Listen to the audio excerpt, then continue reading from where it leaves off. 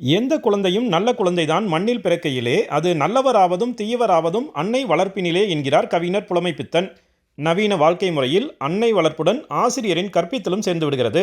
சரியாக படிக்கவிட்டால் ஆசிரியரின் பிரம்புதான் பேசும் என்பதும், முகத்தை தவிர வேறு எங்கு வேண்டுமானாலும் அடிக்கலாம் என்று பெற்றோரே முன்மொழிந்தது குறித்தும் இன்றைய ஈராயிரத்தின் குழந்தைகளுக்கு தெரிய வாய்ப்பில்லை. மேலும் முதல் வரிசை மாணவர் என்பது பெருமைக்குரியதாகவும், நடுவரிசை மிதமானவர்களாகவும், கடைசி வரிசை என்பது படிப்பே வராதவர்களுக்கானது என்ற நம்பிக்கையும் நீண்ட காலமாக இருந்து வருகிறது. வகுப்பறைகள் என்பது பாடத்தை சொல்லித் தருவதாக இல்லாமல் கற்றுத்தருவதாக அமைய வேண்டும். அப்போதுதான் மனப்பாட கல்வி முறை மாறி மனதில் நிலைநிறுத்தும் கல்வி முறை உருவாகும். நவீன கற்பித்தலில் ஆசிரியரும் மாணவரும் நண்பர்களைப் போல பழகவும், படித்ததை சொல்லத் தெரியாவிட்டால் மீண்டும் கற்றுத்தரும் அளவிற்கு கல்வி முறை மாற்றம் பெற்றுவிட்டது. இதன் அடுத்த கட்டமாக வரிசையில்லா நடைமுறை சேலம் மாவட்ட அரசு தொடக்கப்பள்ளி மற்றும் நடுநிலைப் பள்ளிகளில் அறிமுகப்படுத்தப்பட்டுள்ளது.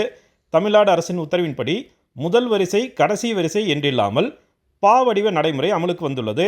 இதன் அடிப்படையில் அனைவரும் சமம் என்ற சூழல் மாணவர்கள் மத்தியில் உருவாகும் என நம்பிக்கை தெரிவிக்கிறார் சேலம் கொண்டப்பநாயக்கன்பட்டி ஊராட்சி ஒன்றிய தொடக்கப்பள்ளி தலைமை ஆசிரியர் அந்தோணி. யாராவது கவனிக்கவில்லை என்று சொன்னால் கூட அவர்களை ஆசிரியர்கள் எளிதாக கண்டுபிடிக்க முடியும். எளிதாக கண்டுபிடித்து அவர்களுக்கு தேவையான பாடங்களை சொல்லித் தருவதற்கும் அவர்களை கற்க வைப்பதற்கும் இது ஒரு எளிதான முறையாக இருக்கிறது. இதைவிட மிகச்சிறந்த ஒரு ஆளுமை பண்பு என்று சொன்னால் அனைவரும் சமம் என்ற ஒரு நிலையை ஏற்படுத்துவதாகத்தான் இது இருக்கிறது. முதல் வரிசை என்பது மறைந்து அனைவருமே முதல் வரிசை மாணவர்கள் என்ற உணர்வை இந்த நடைமுறை ஏற்படுத்தியுள்ளதாக கூறுகிறார் ஆசிரியர் கேப்ரியல். ஆசிரியரும் மாணவர்களுக்கு நேரடியாக ஒவ்வொரு குழந்தையும் எல்லாரையும் ஒரே முகமாக பார்க்கறதுக்கான வாய்ப்பு இதில் அதிகமாக இருக்குது. இப்போ வடிவமாக குழந்தைங்க உட்காரதுக்கு பின்னாடி வகுப்பறை செயல்பாடுகளுடைய கவனம் நேராக இருக்கிறத நாம் உணர முடிகிறது. குழந்தையும் மகிழ்ச்சியாக இருக்கிறாங்க.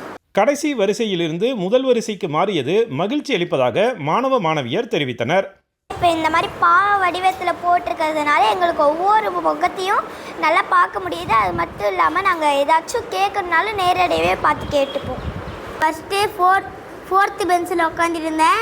இப்போ நான் ஃபஸ்ட்டு பெஞ்சில் உட்காந்துட்டுருக்கேன். மாதா பிதாவுக்கு அடுத்தபடியாகவும் தெய்வத்திற்கு முதலாவதாகவும் குரு என்னும் ஆசிரியரை கும்பிடச் சொல்கிறது நம்முடைய பாரம்பரியம். பெற்றோருக்கு அடுத்து இரண்டாம் பெற்றோராக உள்ள ஆசிரியர்கள் மற்றும் மாணவர்களின் இந்த இனிமை நிறைந்த வகுப்பறைகள் பெரிய அளவில் மாற்றத்தை உருவாக்க வாய்ப்புள்ளது. அதே நேரத்தில் 20 மாணவர்களுக்கு ஒரு ஆசிரியர் என்ற நடைமுறையை கொண்டு வந்தால் பா வடிவ நடைமுறையின் நோக்கம் நிச்சயமாக நிறைவேறும் என்பது கல்வியாளர்களின் கருத்தாக உள்ளது. சேலத்திலிருந்து விஜயகுமார் குணசேகரன்.